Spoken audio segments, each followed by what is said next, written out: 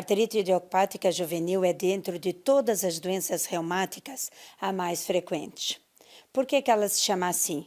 Artrite, porque tem inflamação nas articulações, e essa inflamação, além da dor, tem que vir com inchaço, e esse inchaço é devido a líquido inflamatório dentro da articulação, além de ter um aumento da temperatura, ter a dor, como eu disse, e ter uma limitação do movimento dessa articulação. A criança pode mancar, ou por dor ou por limitação da articulação, ou pode ter dificuldade em algum movimento, por exemplo, para escrever ou para se alimentar. Além da artrite, por que se chama idiopática? Idiopática, porque apesar da gente saber que algumas famílias têm mais tendência a ter a doença, e apesar da gente saber que existem anticorpos, que são as células de defesa, que atacam a articulação ou outros órgãos, como por exemplo o olho, a gente ainda não sabe a real razão por que essas crianças têm essa artrite. E juvenil, porque ocorre antes dos 16 anos de idade. Essa artrite tem que ser uma artrite crônica, então a inflamação da articulação tem que ocorrer por pelo menos 6 semanas. A artrite idiopática juvenil acontece tanto em meninos quanto em meninas, embora as meninas tenham maior frequência da doença. Acontece em qualquer idade, mas dependendo do subtipo, é mais meninos adolescentes ou até meninas pequenininhas. Existem vários subtipos. A forma que só acomete uma articulação, que a gente chama de oligoarticular, até 4 articulações, geralmente joelho ou tornozelo. A forma poliarticular, onde acomete várias articulações de uma maneira com mais sequela para a articulação. A forma sistêmica, onde além da articulação, a gente pode ter febre, manchas no corpo, problema no coração, além da artrite. E lembrar também de outras formas mais raras, como por exemplo a espondilite, que a gente tem comprometimento da coluna. Não é só a articulação que pode estar envolvida na artrite idiopática juvenil. E o olho é muito acometido. Traiçoeiramente, esse olho não dá sintoma. Por isso que a avaliação oftalmológica é tão importante quanto a avaliação reumatológica.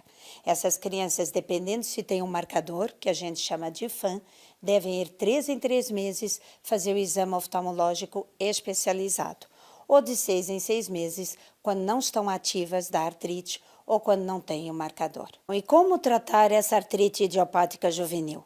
Como dissemos, quanto mais precocemente o diagnóstico, quanto melhor a adesão ao tratamento, quanto mais precoce o tratamento, melhor é a evolução dessa criança. Aí depende muito o tratamento do subtipo da doença.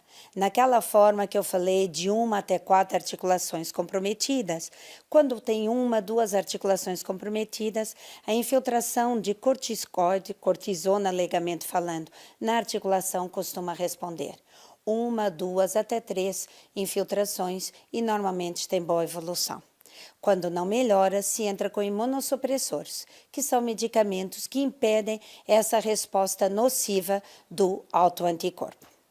Na forma poliarticular, a gente já prefere ir diretamente para os imunossupressores, que são então remédios que agem diretamente contra as células do sistema imunológico que estão dando o dano na articulação.